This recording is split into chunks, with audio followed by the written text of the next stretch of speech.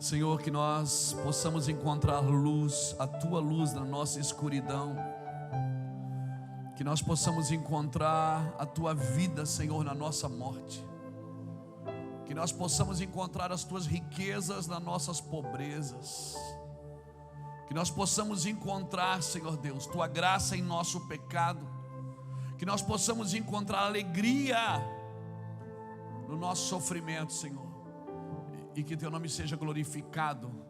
Filipenses capítulo 3, versículo 17. Abra comigo, querido. Glória a Deus.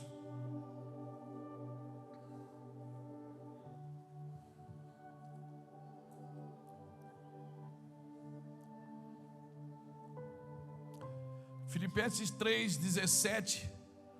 Paulo diz assim: irmãos, sede meus imitadores. É incrível que Paulo, quando escreve isso, ele está preso. E ele diz: sede meus imitadores. Filipenses 3,17. E observai os que andam segundo o exemplo que tendes em nós. Pois muitos há, dos quais muitas vezes eu já vos disse, e agora novamente digo, chorando, que são inimigos da cruz de Cristo.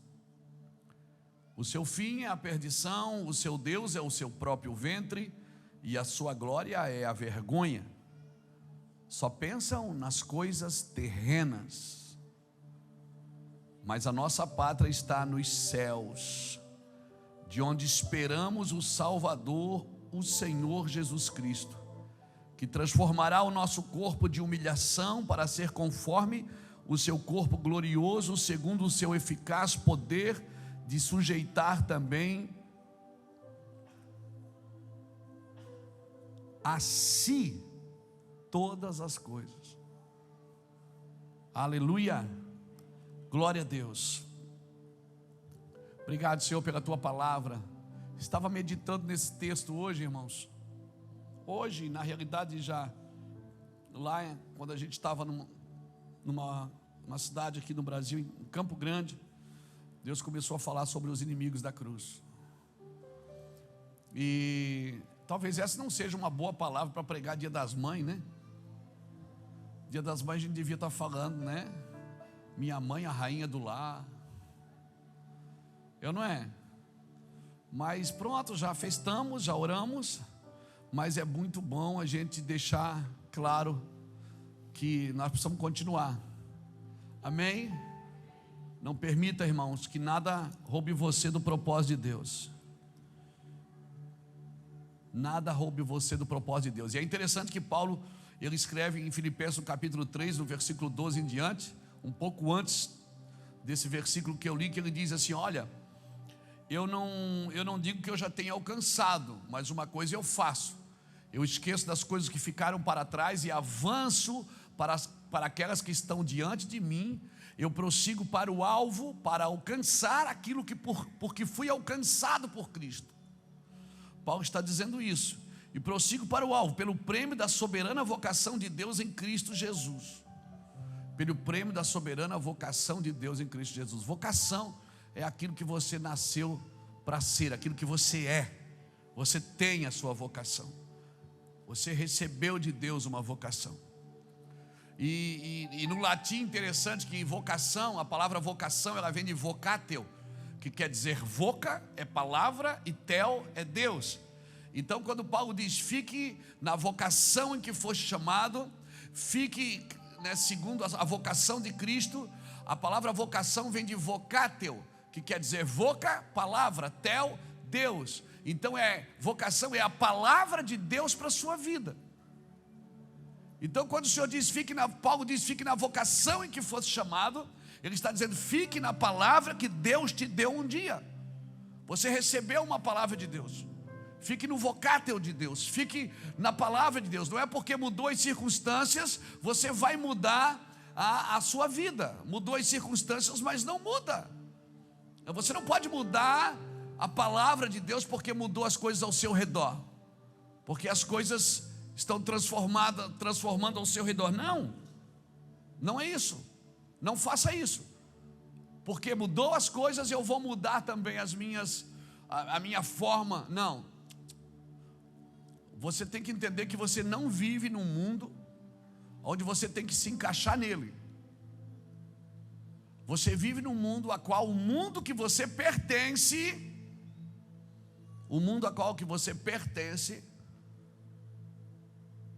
seja manifesto no mundo que você vive. Você vive no mundo do Espírito de Deus. Você vive no mundo, no reino de Deus. Você tem que viver de uma forma que o reino a qual você pertence venha para esse mundo aqui. Então você não vive para se encaixar no modelo de vida desta terra. Você vive para o mundo que você pertence se encaixa aqui. A oração do Pai Nosso, lembra? Pai, seja feita a tua vontade. Como é? Então qual é o seu trabalho? É atrair o reino dos céus para a terra. Não é se modificar ao ponto de você viver nessa terra como a terra exige que você viva. Então é isso, irmãos. E Paulo está dizendo aqui que tem uma forma de fazer isso. E parece que é um paradigma para esses dias, porque Paulo está preso. Filipenses é uma das últimas cartas que Paulo escreve, né?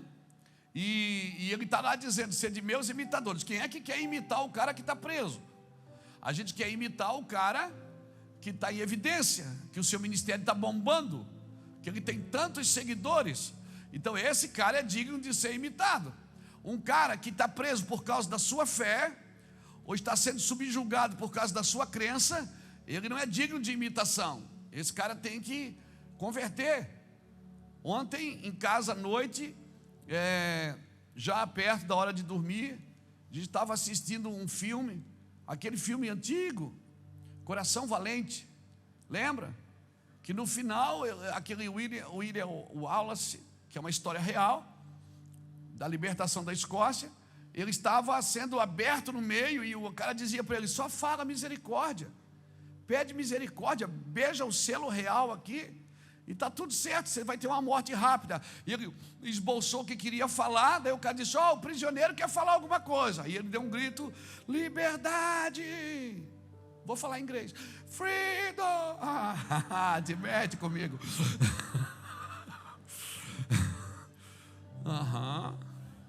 Não vou falar escocês porque eu não sei. Mas, então, pronto, daí viram que não tinha jeito, podia abrir, por cortar, que ele não ia se dobrar, como foi com Cristo. Irmão, ninguém está disposto a morrer por algo que duvida.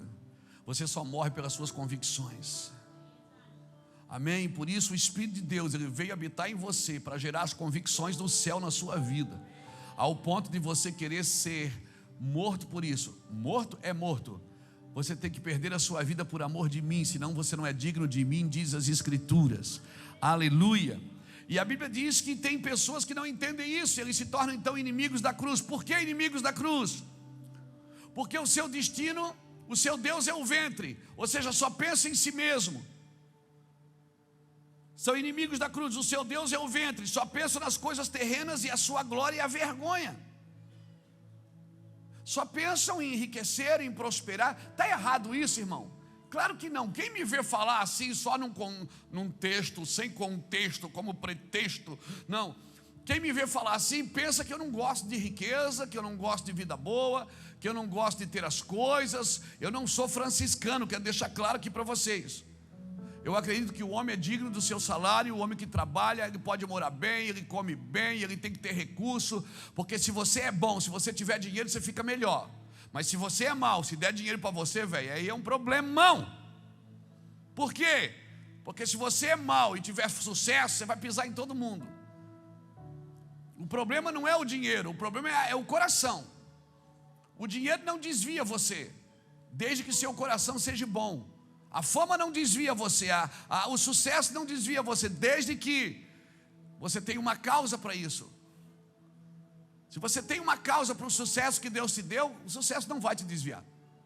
Se você tem uma causa para o recurso que Deus te deu, meu irmão, quanto mais recurso Deus te der, mais você vai usar na causa.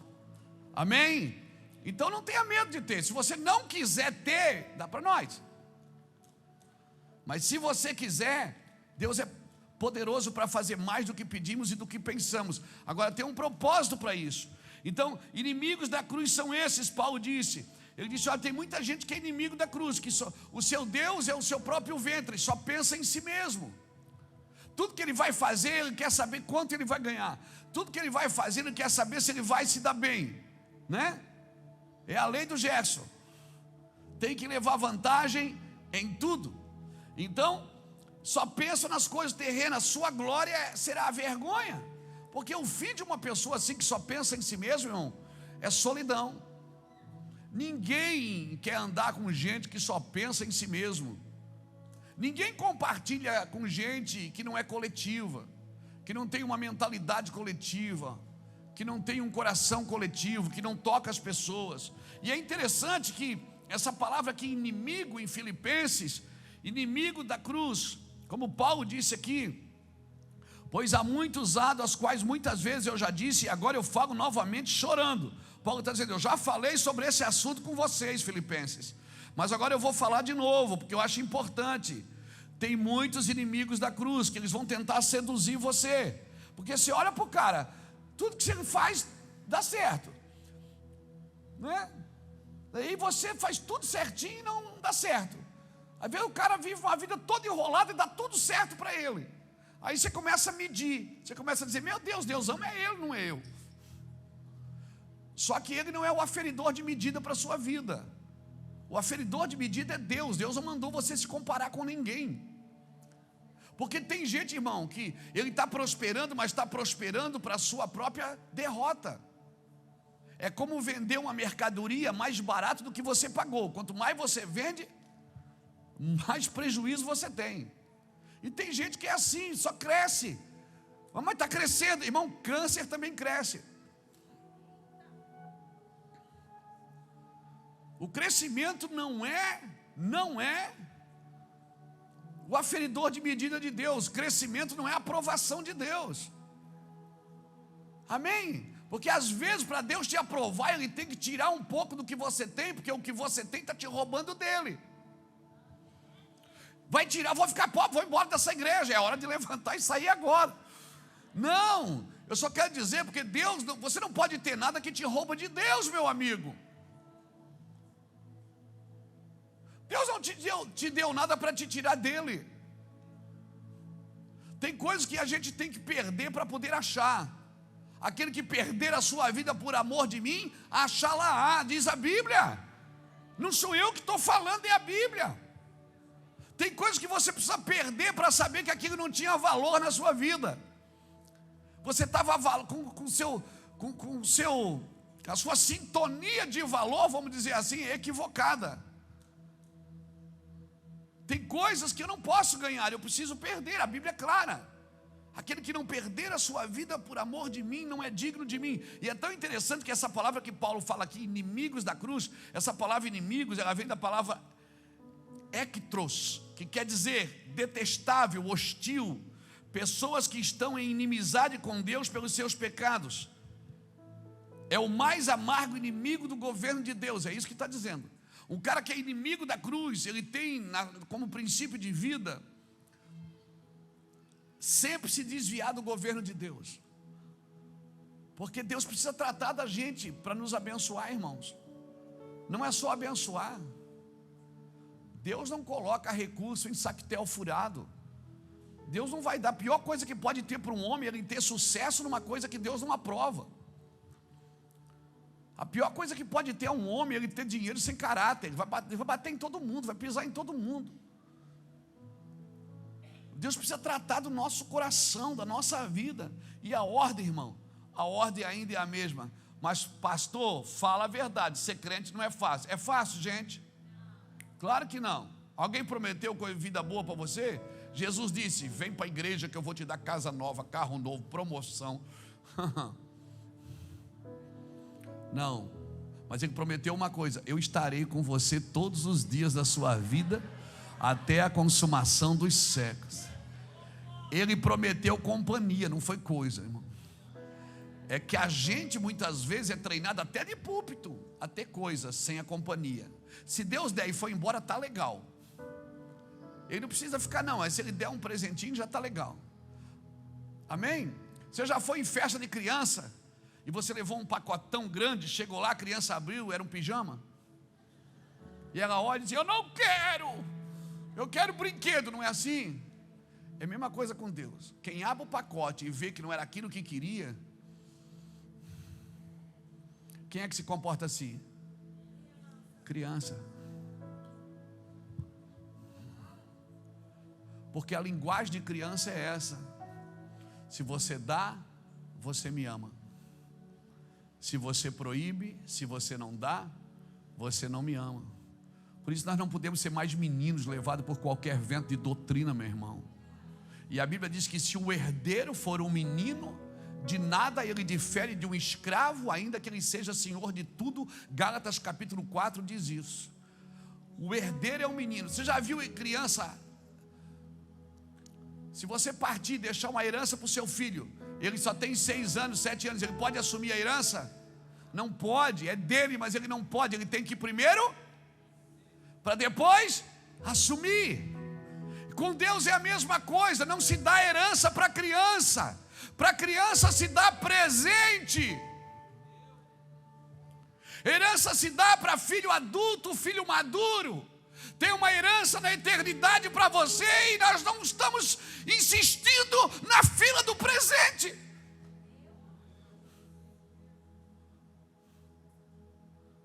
E tudo que Deus espera é que a gente complete a maioridade. Que daí eu tenho legalidade. Se o herdeiro for menino, de nada ele difere de um escravo. Sabe o que é que o Senhor está dizendo? Eu vou trocar aqui, fazer um trocadilho de palavras. Deus está dizendo para você o seguinte: se você vive na fila da bênção, você é escravo ainda do que você quer. Você não entendeu o que eu tenho para você. Deixando mais claro, nós precisamos crescer. Tem um texto na palavra de Deus. Não. Eu vou achar. Vou achar. Espera aí.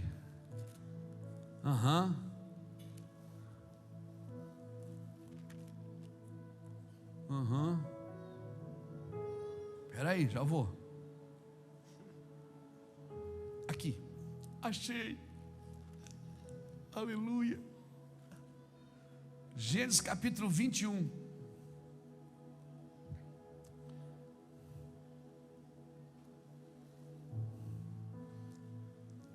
Quando nasceu Isaac. Gênesis 21, versículo 8 diz assim: cresceu o menino e foi desmamado, e Abraão fez um banquete no dia que Isaac desmamou. Quando Isaac nasceu, teve festa, teve alegria. Mas quando ele deixou de mamar, teve o quê? Banquete. Festa mesmo é quando você deixa de mamar, irmão. Quando você cresce, quando você sai da fila da bênção e entra na fila da maturidade, quando você entra no lugar que Deus tem para você. Tem um outro texto aqui que eu não estou encontrando. Achei! É que a minha Bíblia está em pedaços.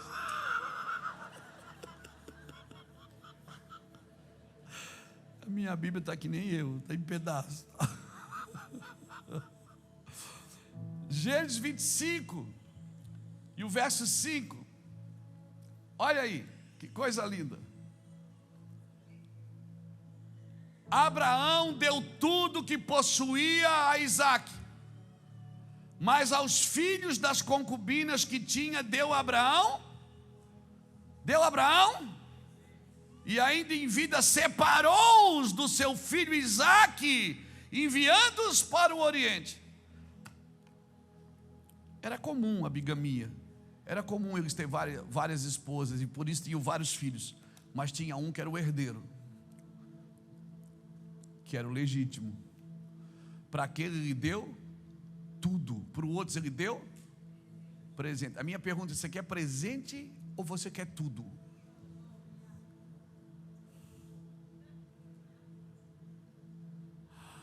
Não, eu vou perguntar de novo, acho que não ficou claro. Você quer presente ou você quer tudo? Sabe quando você pode ter tudo de Deus? Quando Deus tiver tudo de você. Não é presente, não é ofertinha em envelope, não é pix, é piques, é hora. Não, não é isso, é tudo. Salmo 103: bendize a minha alma ao Senhor, e tudo que há em mim, bendiga o seu santo nome. Bendize a minha alma ao Senhor, e não esqueça de nenhum dos seus benefícios. É Ele que perdoa todas as minhas iniquidades e sara todas as minhas enfermidades. É Ele que redime a minha vida da perdição e me coroa de amor e de compaixão. É Ele que renova minhas forças como a de uma águia.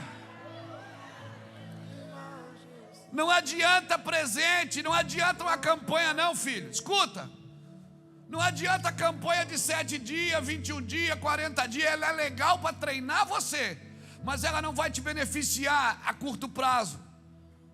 É uma vida inteira, meu amigo. É uma vida inteira, meu amigo. Tudo que há em mim tem que bendizer o nome do Senhor. A minha casa, a minha família, meus sentimentos, emoções, pensamentos, olhos, ouvidos, orelha. Meu olho, meus ouvidos, o que eu ouço, o que eu como, o que eu sinto, o que eu bebo, o que eu falo, o que eu ouço, tudo.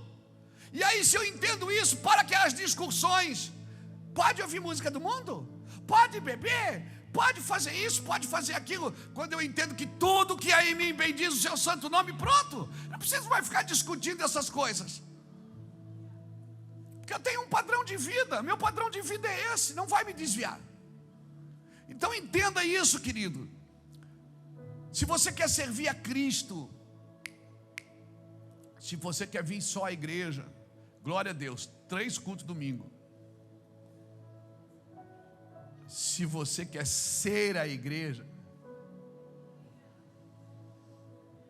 aí você tem que, na segunda você tem que dar modelo também, na terça também, e no domingo você tem que estar lá, e na quarta também, e na quinta lá no trabalho você é modelo, e na sexta e no sábado também.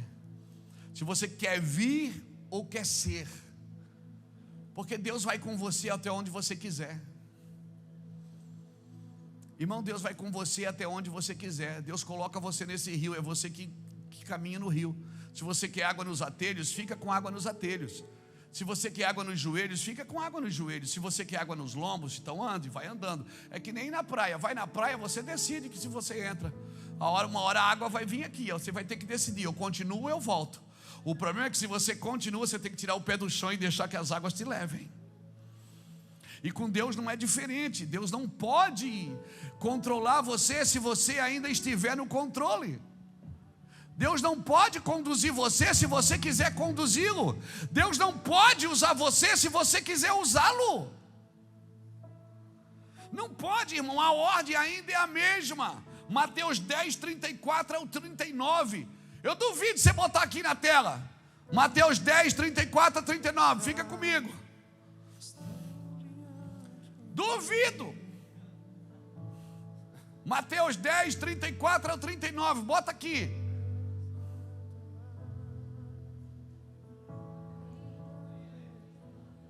Não pense que vim trazer paz à terra. Não vim trazer paz, mas espada. Espada separa. Pois eu vim para fazer que o homem que fique contra seu pai, a filha contra sua mãe, a nora contra a sogra é normal. Mas vamos lá. Os inimigos do homem serão os da sua própria. Quem ama seu pai e a sua mãe mais do que a mim não é digno de mim. Quem ama seu filho e sua filha mais do que a mim não é digno de mim. E quem não toma a sua cruz e não me segue não é digno de mim. Quem acha a sua vida perderá, e quem perder a sua vida por minha causa. Você está entendendo, irmão? É simples assim. Então eu vou chegar em casa, quebrar o pau com a minha esposa e vou sair de casa. Não, não é isso que Jesus está falando, gente. Porque eu sou crente e ela não. Porque eu casei com uma mulher, mas ela não quer vir para a igreja, então eu vou deixar ela e vou para a igreja. Não é isso que eu estou dizendo. Jesus está falando de prioridades aqui, irmãos. Você não vai amar a sua esposa mais do que você ama a Deus, então você a ama através de Deus.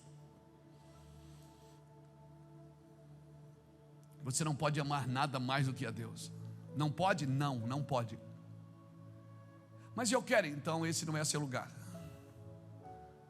Volte para a fila da bênção, para a fila do presente.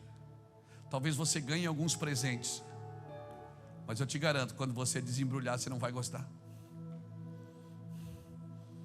Servir a Deus, eu duvido você botar aqui Mateus 16, 24 a 27.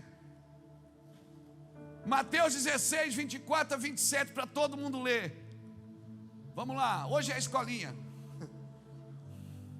Fundamentos. Mateus 16, 24 a 27. Mateus 16. Então Jesus disse aos seus discípulos: se alguém quiser acompanhar-me, negue-se a si mesmo, tome a sua cruz e siga-me. Pois quem quiser salvar a sua vida perderá, mas quem perder a sua vida por minha causa a encontrará.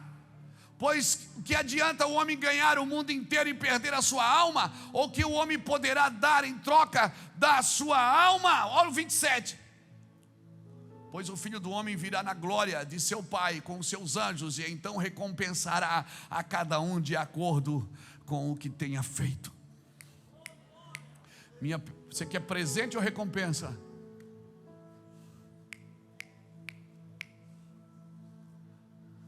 Estou pregando o evangelho para você, como ele tem que ser pregado. Eu podia estar prometendo um monte de coisa aqui, você ia estar mais alegre. Olha para o irmão que está do seu lado e diz: pastor Luiz Hermínio é legal. Diz assim: ele é legal. Ele está me ajudando aqui a entender algumas coisas.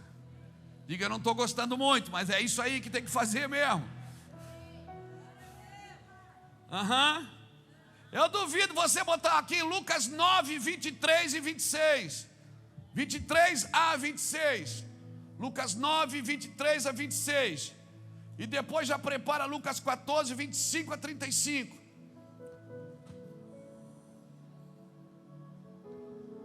Receba. Oh, meu Deus. Dá um computador mais rápido para nós, Jesus.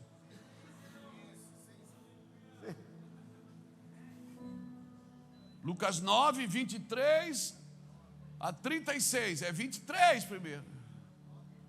Lucas 9, 23 a 26. Lucas 9, 23 a 26.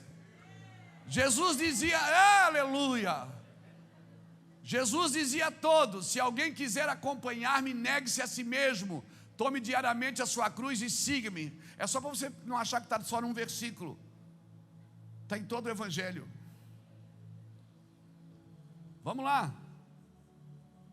Pois quem quiser salvar a sua vida perderá, e quem perder a sua vida por minha causa, este a salvará. Pois o que adianta o homem ganhar o mundo inteiro e perder ou destruir a si mesmo? Se alguém se envergonhar de mim,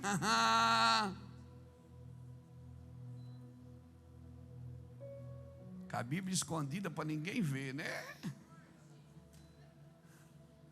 Se alguém se envergonhar de mim e das minhas palavras, o Filho do Homem se envergonhará dele quando vier em sua glória e na glória do Pai e dos seus santos anjos. É isso? Agora bota Lucas 14, 25. Lucas 14, 25.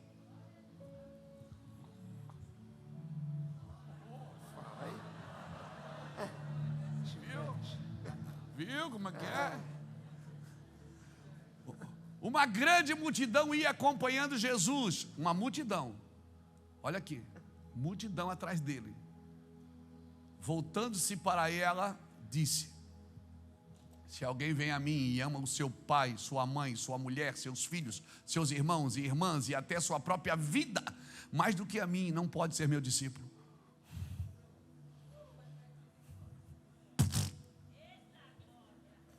Jesus está vindo, querido Jesus, né? Multidão atrás dele, ele podia parar ali e dizer: receba poder. Ele para e diz: se você vem atrás de mim e você ama a tua família, manda tuas coisas mais do que a mim, você não pode ser meu discípulo, é melhor você ir embora. Querido Jesus, não é grosso, um dedão destroncado, um tangue de manga. Não, irmão, não é grossura. Sabe o que é isso? É falar o óbvio. O óbvio é isso. Isso é evangelho, querido. E eu falo para você aqui hoje as palavras de Jesus Cristo. Se você ama tudo isso que Jesus falou, mais do que a Jesus, você não pode ser discípulo. Você pode ir até a igreja, mas para ser discípulo de Cristo, você tem que amar a sua família, claro, você tem que amar através de Jesus. Se a sua família fizer escolhas, as escolhas são delas. Você não pode fazer nada. Eu tenho filhos, tenho netos, e eu não posso segurar as escolhas de meus filhos, genros, nora, netos. Nós não podemos segurar as escolhas, cada um tem a sua. Você vai ter sempre que escolher por Jesus. Você está pronto para isso, irmão? Você está preparado para viver isso? Cadê o versículo ali? Que estava ali. Agora bota o 27. Aquele que não carregar a sua cruz e não me segue, não pode ser meu discípulo. Qual de vocês, se quiser construir uma torre, primeiro não se assenta e calcula o preço, para ver se tem dinheiro suficiente para completá-la? Pois se lançar o alicerce e não for capaz de terminá-la, todos os que virem rirão dele, dizendo: este homem começou a construir e não foi capaz de terminar. Ou qual é o rei que pretende sair à guerra contra outro rei, primeiro não se assenta e pensa se como 10.000 homens é capaz de enfrentar aquele que vem contra ele com 20.000?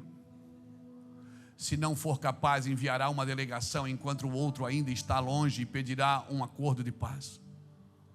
Da mesma forma, qualquer de vocês que não renunciar a tudo o que possui não pode ser meu discípulo.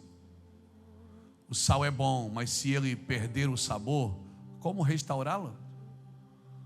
Não serve nem para o solo, nem para o adubo. É jogado fora aquele que tem ouvidos para ouvir. Ouça. Você está me entendendo, irmão? Jesus quer uma aliança eterna com você e comigo. Eu não posso ter o meu ventre como meu Deus, a minha glória não pode ser vergonha, e eu não posso só pensar nas coisas da terra, irmão.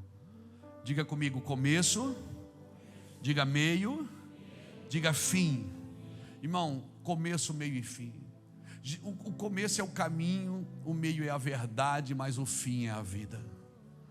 Não tem, Jesus não quer você só no caminho, Ele quer a sua vida, Ele quer você por inteiro. Se você examinar através dos séculos e estudar sobre isso que eu estou te falando, você verá que meios estão em contradição com os fins. Muitos meios estão em contradições com o fim. A natureza dos meios foi comprometida, irmãos. O que é fim? Fim é alvo, destino, propósito, objetivo. O objetivo da vida, significado fundamental, esse é o fim. E o que é o meio? O modo de atingirmos o alvo, a linguagem que utilizamos, o trabalho que empregamos, o caráter que desenvolvemos, as famílias que formamos, os amigos que fazemos, o modo de vida que levamos. Então, se o meu modo de vida está equivocado, eu não vou chegar no fim, irmão. No fim que já está pronto. Deixa eu te falar uma coisa, querido. O fim para o cristão é a obra da salvação já realizada por Deus. Então o fim está pronto. O fim está pronto ou não está? Está ou não está? O fim está pronto, está consumado. Tem um fim pronto. Está consumado. O fim está pronto, está consumado. Mas que métodos e meios e formas eu estou usando para chegar nesse fim? A minha pergunta é: os meios que eu estou usando para chegar num fim que já está pronto, está correto?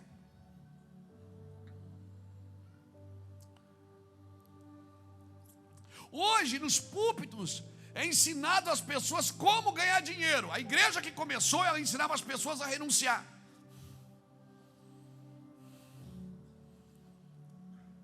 Vou falar de novo, está errado ter dinheiro? Não.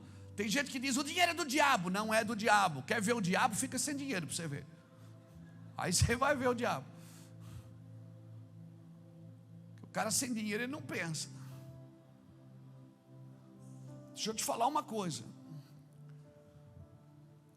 Na igreja moderna, nós temos ensinado a adquirir propriedades, ensinamos a vencer guerras, gerenciar pessoas, vender produtos e manipular emoções. Você acredita que isso está acontecendo na igreja? Você acredita nisso, irmão? Amém? Glória a Deus. Agora, como que a gente vence isso?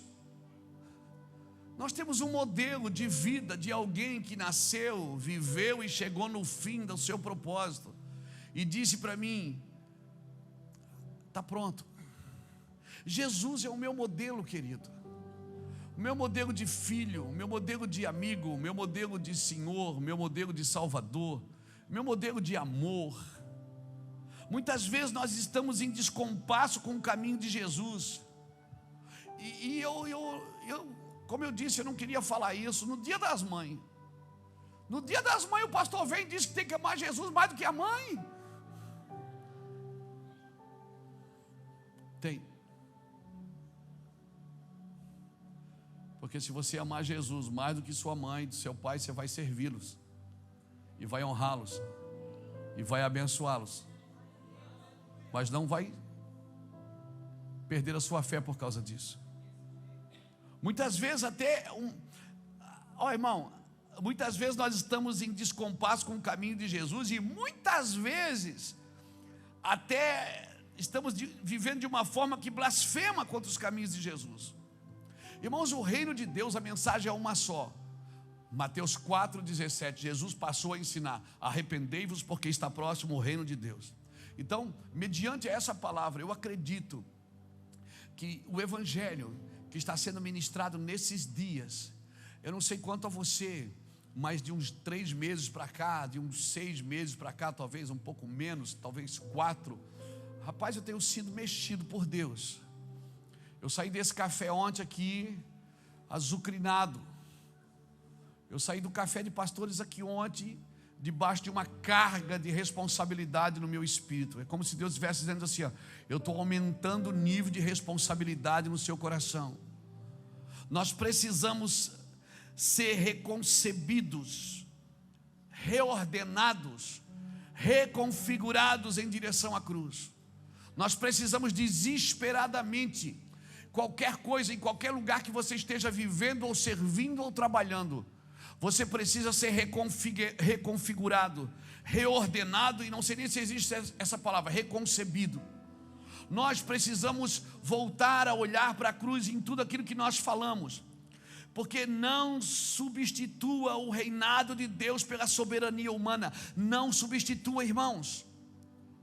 O evangelho é cristocêntrico, é Jesus no centro. O mundo não tem interesse em seguir Jesus crucificado. Eu vou repetir, o mundo não tem interesse de seguir Jesus crucificado.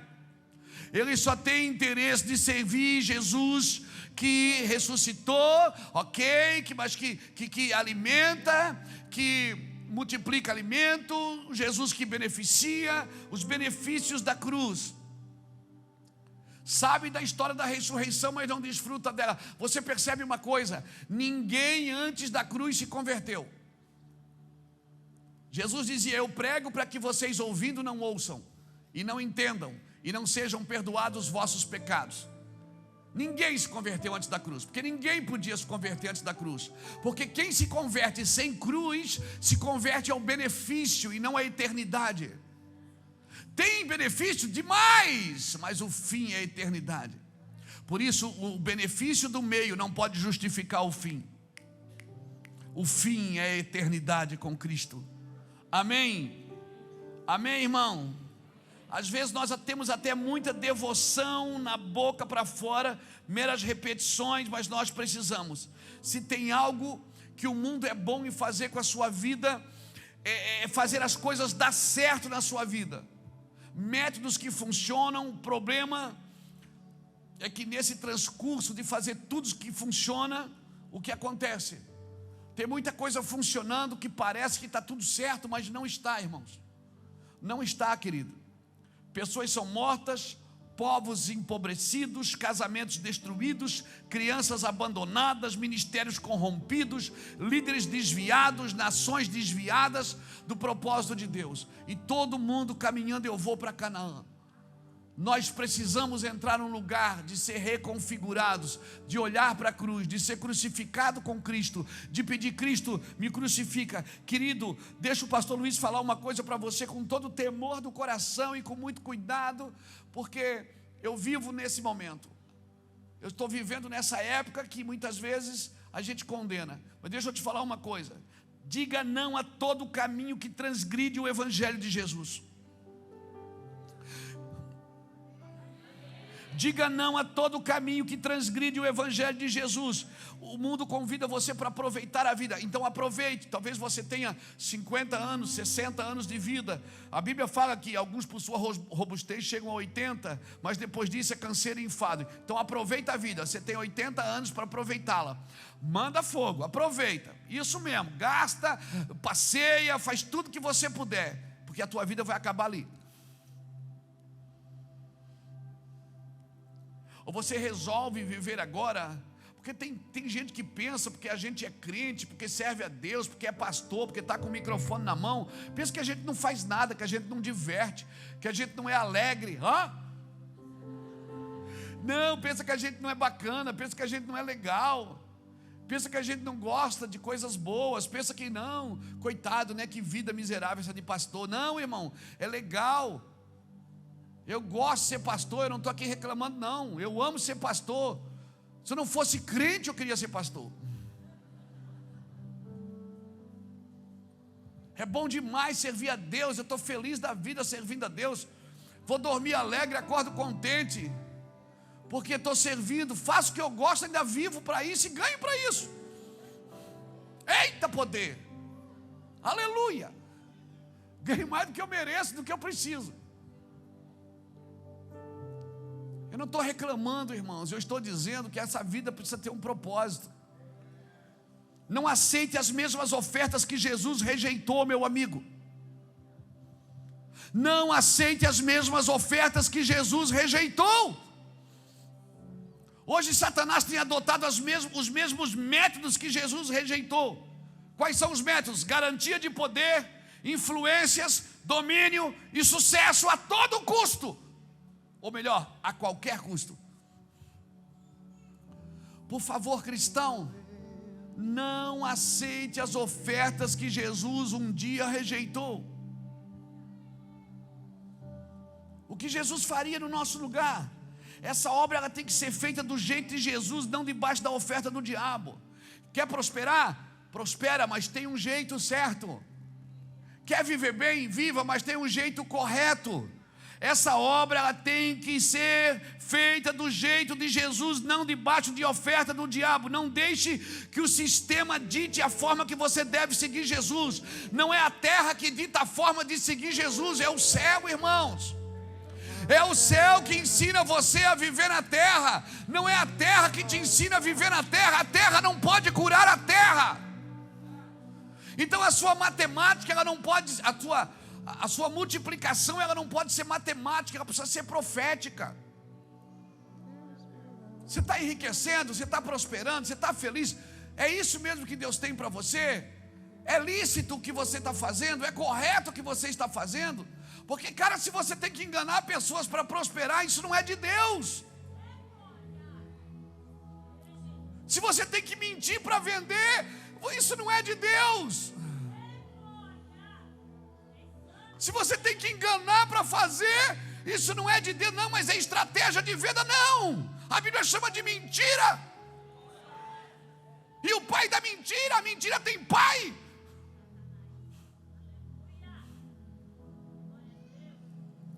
Por favor, não deixe que profissionais da fé da igreja logística, da fé logística, dite a forma de seguir Jesus.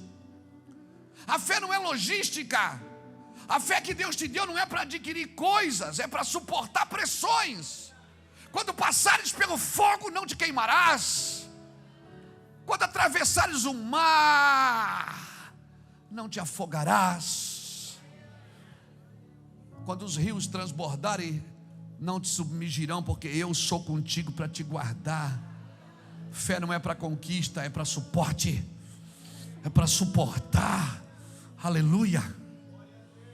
Eu quero declarar sobre a sua vida que essa fé logística que tem assolado a igreja brasileira, ela vai cair por terra em nome do Senhor Jesus. Essa fé logística que tem assolado os púlpitos da igreja do Brasil vai cair por terra em nome do Senhor Jesus Cristo. Nós declaramos que existe uma maneira certa de prosperar. Existe uma maneira certa de prosperar, existe uma maneira certa de se dar bem na vida, fazendo a coisa certa, dizendo a coisa certa, pegando o que é seu e o que não é seu não toque. Meu Deus, por favor, me entenda o que eu estou dizendo. Existe uma forma, meu Deus, porque se Deus tiver que dar jeitinho para te abençoar, então Ele não é Deus.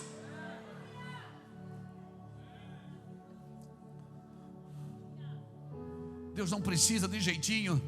Deus quer curar seu coração, quer curar o meu caráter, o seu caráter, porque é um homem de coração correto, com uma mente correta. Deus pode dar o que quiser para ele, porque ele não vai reter, irmão, e cada vez vai multiplicar mais as coisas na vida dele. Para um homem desse, Deus pode dar sucesso, Deus pode dar poder, Deus pode dar unção, Deus pode dar uma cadeira de autoridade, uma caneta de autoridade, porque Ele não vai oprimir pessoas, Ele vai abençoar tudo que está ao seu redor. Sabe como é que eu chamo essa pessoa? Transbordante. Sabe o que é uma pessoa cheia? Uma pessoa cheia, ela desfruta, mas uma pessoa transbordante, tudo que está ao redor dela é abençoado também. Glória a Deus. Eu creio nisso. Não deixe que a sua fé se torne logística. Não seja o inimigo da cruz. A nossa glória não é a vergonha. Nós não vamos pensar só nas coisas da terra, irmãos. Tudo isso aqui é muito bom, mas aqui o ladrão assalta e rouba, a ferrugem corrói. Juntai tesouro na eternidade, meu irmão. Desfruta tudo. Viva a vida. Não deixe de comer uma comida porque é R$30 mais caro. Não deixe de passear porque a gasolina subiu. Não deixe de fazer alguma coisa porque para.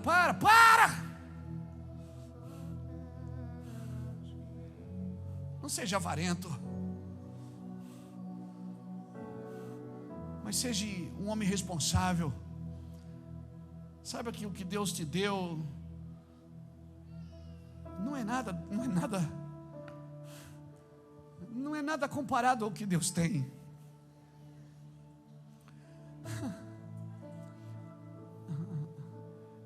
Deus que você serve não é o Papai Noel do final do ano, irmãos. Ele quer formar, lá em Êxodo 19, versículo de 1 a 6, diz que Ele está formando desde da saída do povo do Egito. Era um sacerdócio real, uma nação santa.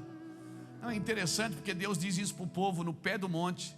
Deus chama Moisés e fala isso para Moisés: diga para o povo que se eles me ouvirem a minha voz e guardarem a minha aliança, se eles me ouvirem e guardar o que eu estou dizendo, se eles me ouvirem e guardar o que eu estou dizendo, me ouvirem e guardar o que eu estou dizendo, eu vou fazer com eles uma aliança. Não é mandamento não, é aliança. Está acima de tudo. Está acima de estatuto, está acima de mandamento, está acima de regra, porque tem regras que estão seladas no meu espírito, mas que não estão escritas. Eu não li para saber que eu devo, mas está na Bíblia. Não precisa estar, já está selada aqui dentro.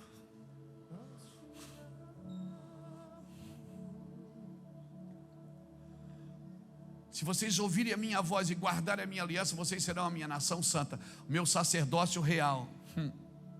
Irmão, quando Deus fala isso, você tem que ver, você tem que sentir o peso dessa palavra, porque sacerdócio ou sacerdote era a posição mais privilegiada e altamente influente na cultura do Egito. Lembra quando Moisés jogou o cajado no chão e virou uma serpente? E aí os sacerdotes do Egito, os magos, jogaram também e virou uma serpente, só que a serpente de Moisés engoliu as outras. Porque sacerdócio ou sacerdote era a posição mais privilegiada e altamente influente na cultura do Egito. Aí agora Deus resgata o povo que é escravo e diz: todos vocês podem ser sacerdotes. Respira. Eles piram, porque Deus está falando a Moisés: se eles ouvirem, eu vou fazer todos eles um sacerdote. Você também que está sentado aqui pode ser um sacerdote. Sacerdote não é o cara que pega o microfone no domingo, ou o padre, ou o pastor, ou o pai de santo, ou... Não. Sacerdócio é todo aquele que ocupa o espaço vazio, onde a presença de Deus ainda não reina. No Egito aconteceu isso. Sacerdócio de todos os santos não se trata de individualismo arrogante. Sacerdócio fala de uma confissão mútua, de algo coletivo, de algo que funciona junto. Pregador, ministro, adoradores, dançarinos, dançarinas, tudo junto, todo mundo adorando junto, adorando com as mãos, adorando com a oferta, adorando com lágrimas, adorando com risos. Tudo que tem fôlego, adore o Senhor. Sacerdócio é ocupar todos os espaços, porque não teremos uma nação santa sem um sacerdócio real. Imagina, um dos cargos mais influentes no Egito era, a posição mais privilegiada era o sacerdócio. Aí agora Deus traz todo mundo para o pé do monte e fala para Moisés: diz para eles, Moisés, se eles me ouvir, todos vão ter influência e todos podem ter posições privilegiadas. É isso que Deus está tentando dizer para você. Você está me entendendo? Você está me entendendo o que Deus está dizendo? Que você não precisa vir aqui só no domingo para receber de um sacerdote, quando você pode ser e exercer o sacerdócio lá na sua empresa, lá na sua lojinha, na sua vendinha, na sua representação comercial. Você é lá um sacerdote. Mas a gente não, a gente prefere fazer tudo errado lá e depois vem confessar para o sacerdote que a gente adotou como meu sacerdote. Sabe por que você adotou um sacerdote? Porque você não entendeu que você pode ser também um sacerdócio influente e exercer o governo de Deus aonde você estiver. Sacerdócio é a disposição de guiar outros enquanto você mesmo segue Jesus. Sacerdócio é a disposição de ajudar, animar, de falar, de agir em nome de Jesus. E também de ser guiado, de ser ajudado, de ser desafiado por outras pessoas. Nós estamos vivendo isso, irmãos. Estamos vivendo isso. Então não se preocupe. Pastor, eu quero mesmo, essa semana eu ouvi. Alguém me disse: pastor, sabe o que eu queria? Eu digo: queria o quê? Eu queria mesmo ser um homem de Deus. E eu disse para mim: define para mim o que é um homem de Deus. Ah, que nem o senhor que prega assim. Eu disse: não, então você não queria ser um homem de Deus, você queria ser um pregador.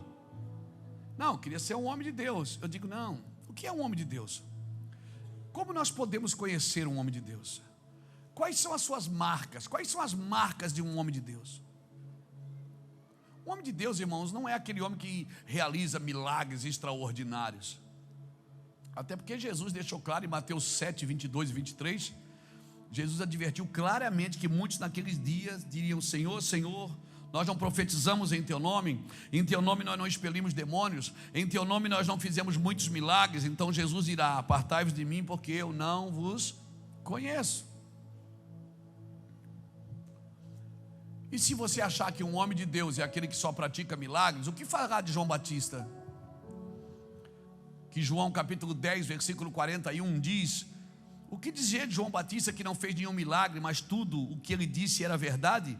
E será que tudo que falamos é verdade também? Está na Bíblia, João 10, 41. Tudo que João disse é verdade. E ele não fez milagres. Então eu não posso dizer que um homem de Deus é aquele que só faz milagres. Um homem de Deus não é conhecido pela sua erudição. Muitos pensam que por terem excelentes oratória, é capaz de arrebatar as multidões e fazer coisas extraordinárias em nome de Deus. Deixa eu lembrar uma coisa para você, segundo meus estudos escatológicos, o anticristo também será um orador inigualável. E com a sua sabedoria e inteligência, ele tomará muitos. E terceiro, eu também não posso dizer que o homem de Deus é conhecido pela sua riqueza, fama, prestígio. Vamos parar com essa falácia toda, irmão. O homem de Deus não é conhecido pelo seu carro importado, pelo seu anel de ouro, pela sua magnífica casa. Deus está batizando a igreja de discernimento nesses dias, por isso está havendo um corte, irmãos. Por isso que Jesus disse: eu não vim trazer paz, eu vim trazer espada. A espada vai separar a alma do espírito. Ela vai separar as nossas intenções das nossas vontades e desejos. O que Jesus deixou ao partir desse mundo? O que é que Jesus deixou? Até a roupa dele foi sorteada, irmão. O que Paulo deixou quando escreveu essa carta em Filipenses?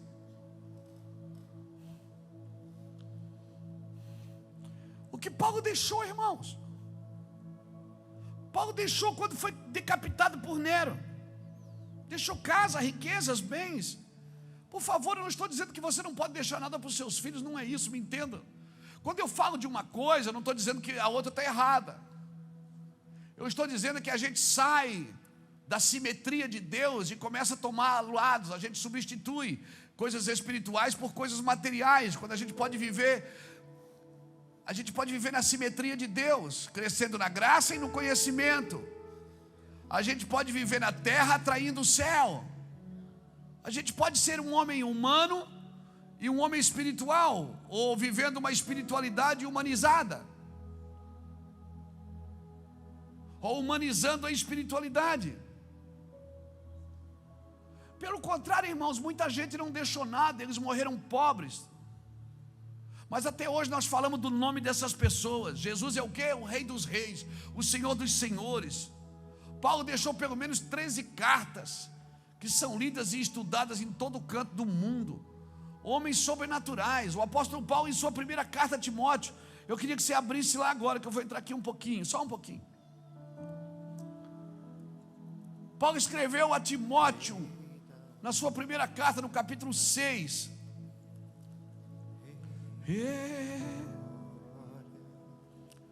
Você está tão quieto. Minha pergunta: você está feliz? Lembra que eu perguntei no começo? Eu estava preocupado, porque você tinha que estar muito feliz para ouvir isso. 1 Timóteo capítulo 6. Eu queria muito que você estivesse bem feliz para poder falar essas coisas. Mas você está feliz ainda? Você vai voltar domingo que vem? Então tá. Então vou continuar. 1 Timóteo capítulo 6, versículo 11. Entenda que do capítulo 6, versículo 3 ao 10, Paulo está falando do amor ao dinheiro. Aí depois, agora ele vai falar para Timóteo, o discípulo dele. Primeiro ele fala, diz assim, ó: olha, tá assim, ó, desse jeito. Mas depois ele para e diz assim, ó, Mateus 6, versículo 11: mas tu, ó homem de Deus, foge destas coisas. Segue a justiça, a piedade, a fé, o amor, a paciência e a mansidão. Combate o bom combate da fé, toma posse da vida eterna, para a qual também foste chamado, tendo já feito confissão diante de muitas testemunhas. Exorto-te perante Deus que todas as coisas vivifica, e de Cristo Jesus, que diante de Pôncio Pilatos deu testemunho da boa confissão, que guardes esses mandamentos imaculados e irrepreensíveis até a vinda do nosso Senhor Jesus Cristo, a qual no tempo próprio há de ser revelada pelo bendito e único soberano Rei dos Reis e Senhor dos Senhores, aquele que tem, Ele só, a imortalidade e habita na luz inacessível, a quem nenhum dos homens viu nem pode ver, a qual seja a honra, o poder sempre eterno. Amém. Aqui o apóstolo Paulo, na sua primeira carta a Timóteo, no capítulo 6, ele nos mostra 4 marcas de um homem de Deus. O homem de Deus é conhecido por aquilo que ele foge, por aquilo que ele segue, por aquilo que ele combate e por aquilo que ele guarda. Então, deixa eu ver um pouquinho com você esses 4 verbos aqui. Primeiro, o homem de Deus é conhecido por aquilo que ele foge. Paulo diz em 1 Timóteo capítulo 6, versículo 11, Paulo está dizendo, ele está falando sobre o amor ao dinheiro, sobre a soberba, sobre a falta de contentamento que leva as pessoas à ganância, à cobiça. Uma cobiça é uma praga. É uma praga.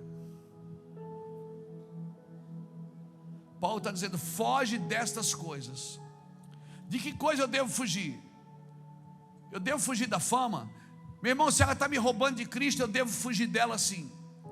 Eu devo fugir das calúnias, das contendas, das brigas, que não levam a nada, da arrogância, da aparência do mal, das suspeitas maliciosas e sobretudo gananciosas.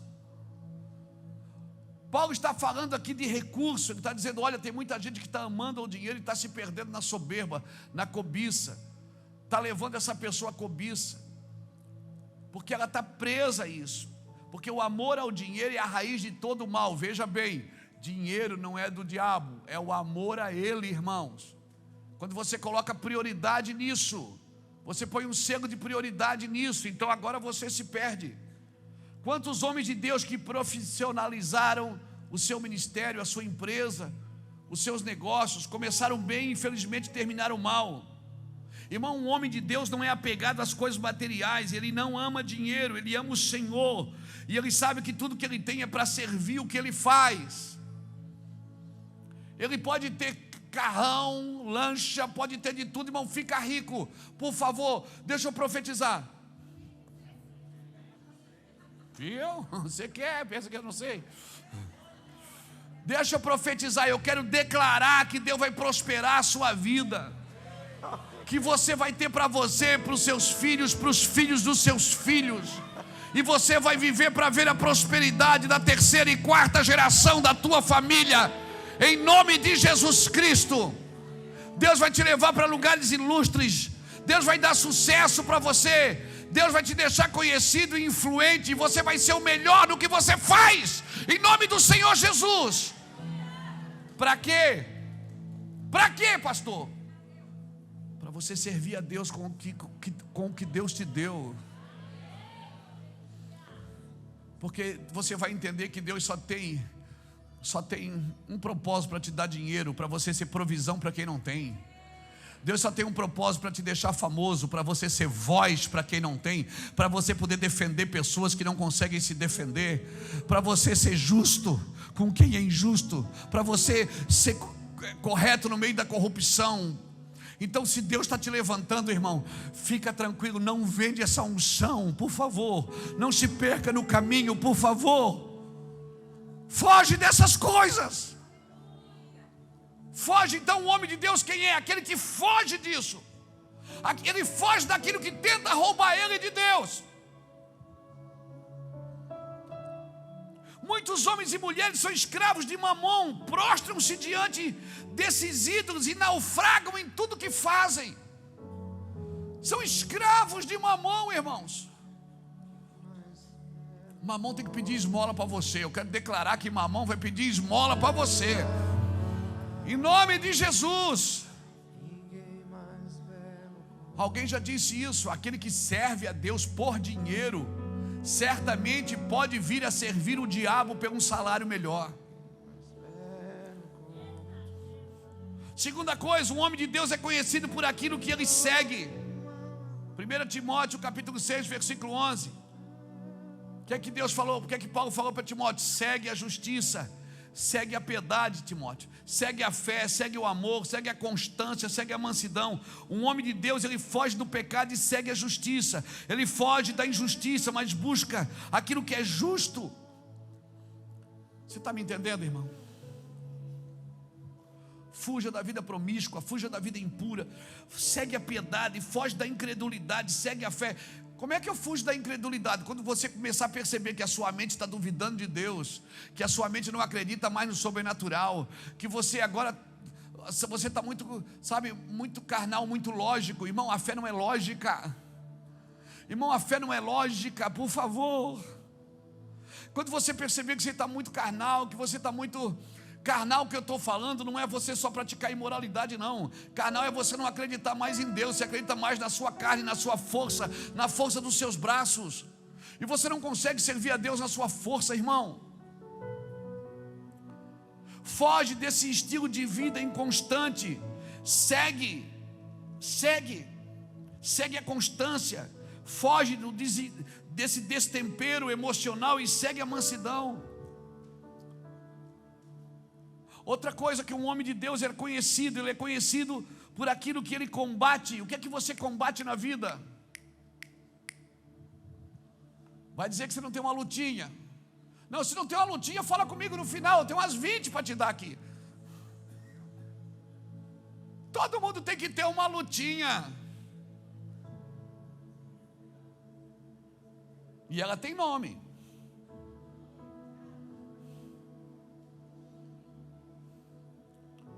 Sabe o que Paulo diz para Timóteo? Combate o bom combate da fé, toma posse da vida eterna. Minha pergunta, o que nós estamos combatendo? Combater, eu não combato com a igreja da outra rua, eu não combato com o meu concorrente, com a empresa, que o produto dele é igual ao meu, porque eu não estou tentando derrubar ele, irmão. Eu não estou tentando derrubar a igreja do meu vizinho para que os membros saiam de lá e venham para cá. Eu não estou tentando derrubar a empresa do meu vizinho, que é meu concorrente. Na realidade, ele está sendo usado para me despertar para coisas novas, para fazer coisas diferentes. Será que você nunca leu em Efésios 6,12 que a nossa guerra não é contra carne nem sangue, mas é contra principados e potestades? Por que tanta disputa por cargos? Por que tanta disputa por posições que não levam a nada? Deus te deu uma urgência, irmão, te deu uma tarefa. Nós combatemos, irmãos, coisas que não levam a gente a lugar nenhum. Por que a gente não combate as heresias? Por que não combate os falsos ensinos, combate o engano? Irmão, ministério, você que serve a Deus numa igreja, deixa eu falar para você uma coisa: ministério não é uma colônia de férias, não, meu filho. Ministério é um campo de batalha. No ministério, no exército de Cristo, não há soldados na reserva. Todos estão combatendo independente das suas idades. Amém? Então Timóteo deveria entender que o ministério cristão é uma luta sem trégua, sem pausa. Amém? Contra o erro e em prol da verdade. Esse é o meu chamado. Timóteo precisava entender que ele deveria ser um soldado de Cristo, engajado no combate. Às vezes a gente é obreiro do Senhor, mas a gente entra em luta errada, uma luta que não leva a nada, luta que só me destrói. Irmão, sabe o que Paulo estava dizendo para Timóteo? Timóteo, não briga por dinheiro, não briga por recurso, fica tranquilo, vai aparecer. Amém, amém. Irmão, porque se é o dinheiro que te move para lá e para cá, se ele acaba, ele também te para. Só tem poder para te parar aquilo que te move. Se você se move por essas coisas, quando essas coisas não tem, você para também. Mas se você não se move por isso, mesmo não tendo, você continua se movendo, amém, irmãos? E para encerrar, um homem de Deus, ele é conhecido por aquilo que ele guarda. Foge, segue, combate e guarda. Guarda essas 4 palavrinhas. Um homem de Deus é aquele que foge de uma coisa, segue outra, combate e guarda. E finalmente Paulo diz: sem mácula e irrepreensível, guarda este mandamento até a vinda do nosso Senhor Jesus Cristo. Então eu vou falar para você, irmão, guarda. Paulo cita aqui nesse livro, muitos obreiros haviam desviados no caminho, como Demas. Outros haviam se intoxicado pelo orgulho, como Diótrefes. Olha o nome bonito para você botar no seu filho que vai nascer, Diótrefes.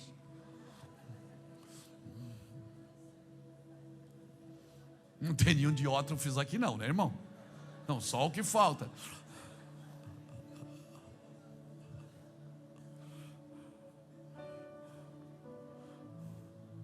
Outros haviam sido seduzidos pelos falsos ensinos. Outros se corromperam por dinheiro. Irmão, o homem de Deus, ele não transgride, ele não negocia a verdade, ele não negocia a eternidade. Um homem de Deus, ele não se rende à tentação do lucro em nome da fé, nem abastece seu coração com ilusões e com doutrinas estranhas das Escrituras. Um homem de Deus ama a palavra, guarda a palavra, vive a palavra e prega a palavra. E que Deus eterno levante no nosso meio, na nossa geração, homens e mulheres de Deus, dispostos a fugir do pecado, a seguir a justiça, a combater o bom combate e guardar a palavra e vivendo a vida exemplar de servir a Cristo. Aplaude ao Senhor bem forte por essa palavra.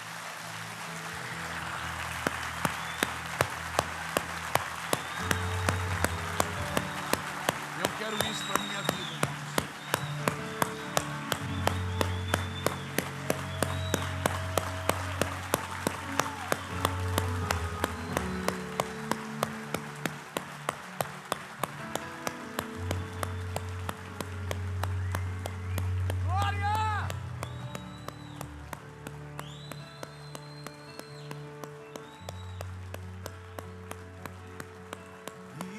Não há ninguém mais belo como tu. Fique de pé comigo, por favor.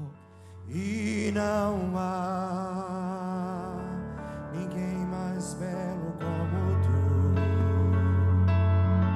E não há ninguém mais belo como tu,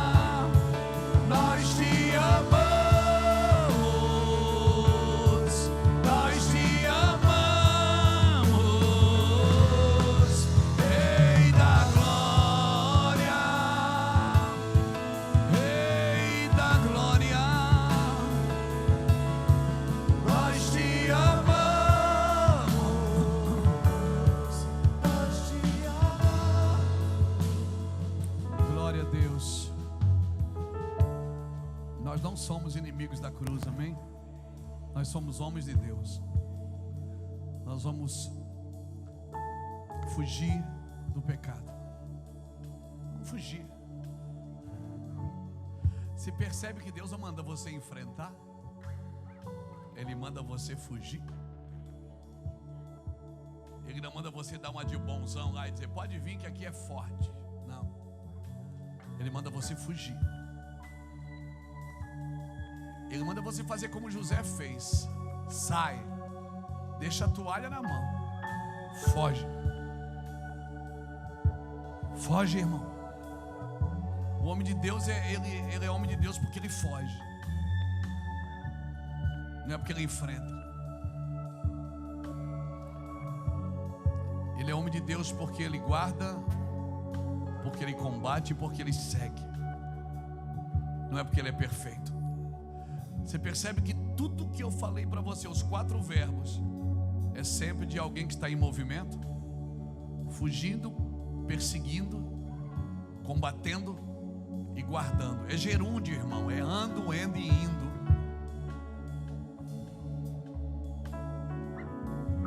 Nós não somos inimigos da cruz, irmãos.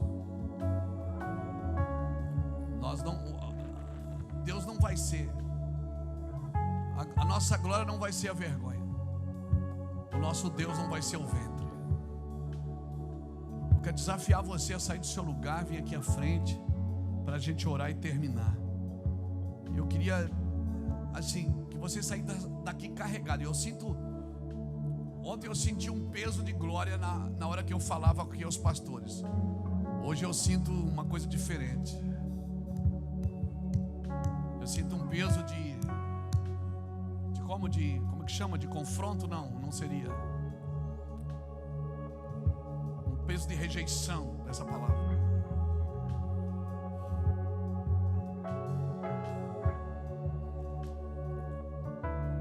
Deus quer mudar o nosso coração, irmãos. Eu preciso ser transformado diariamente. Isso não é uma coisa que eu tomo, uma pílula que eu tomo e me transformo no super-herói, não. É diariamente, é todo dia eu preciso de algo novo sobre mim. Todo dia, nas minhas decisões, nas minhas escolhas, na minha forma de viver. Deus tem um jeito, e eu vou prosperar no jeito de Deus. Eu já prosperei do meu jeito. Eu já vivi do meu jeito. E eu sei que não vale a pena. Talvez alguns de nós, Deus permite viver nos dois lados, para a gente entender que o céu é muito melhor do que a terra. Eu já tive muito dinheiro, irmãos. Eu já ganhei muito dinheiro com drogas, com coisas erradas. Eu já fiz muita coisa errada. Deus sabe o que eu estou falando aqui. Eu já vivi a vida. E aquela música caberia bem dentro do que eu estou falando. Deixa a vida me levar, a vida leva eu. E era assim que ela fazia, ela me levava. Ela não me leva mais. Há muitos anos ela não me leva mais. Porque eu entendi que eu deveria ser amigo de Cristo. Hoje nós estamos crescendo de novo, prosperando de novo, entrando em lugares de influência, mas agora por uma vontade divina. Não mais porque a gente tem força, não mais porque a gente sabe fazer, mas por causa de uma palavra de Deus. Nós estamos entrando num tempo, irmãos, que nós precisamos decidir o que nós queremos. Porque Deus vai dar o que queremos. Vai dar, dá. Quando o povo pediu carne no deserto, eles estavam comendo pão vivo que descia do céu. Eles reclamaram: queremos carne. Deus disse: Moisés, dá carne para eles, mas eles vão comer até sair pelo nariz. Ou seja, eles vão morrer por causa daquilo que eles desejam. E muitos morreram comendo, irmãos. Não tem coisa pior que pode acontecer para um homem, é Deus entregar ele aos seus próprios desejos. A pior coisa que pode acontecer para um ser humano é Deus entregá-lo aos seus próprios desejos. E quer saber? Deus entrega. Não tem coisa pior do que Deus entregar um homem para si mesmo. Então por isso que Deus quer que você perca a sua vida. Porque se você perder a sua vida por causa de Jesus, já não é mais já não é mais você que governa. Você vai acordar de manhã e vai perguntar: como que eu vou viver hoje, Senhor? Como será meu dia?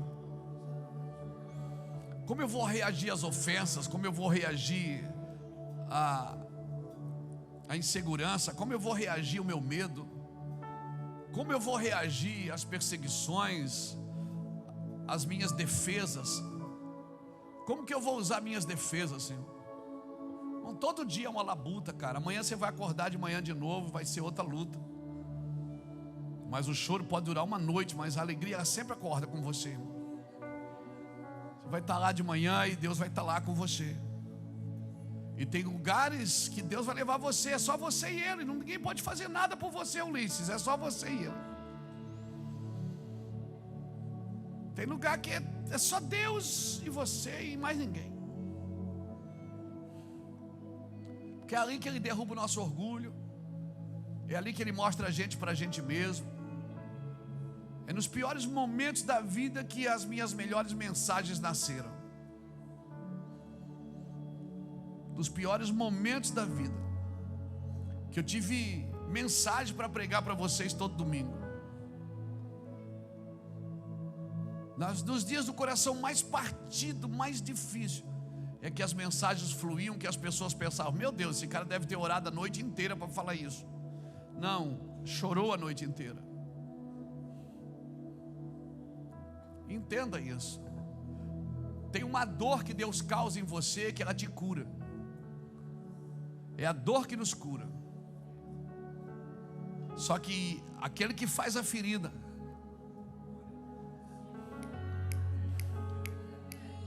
não, é o que faz a ferida, é o mesmo que sara, meu irmão.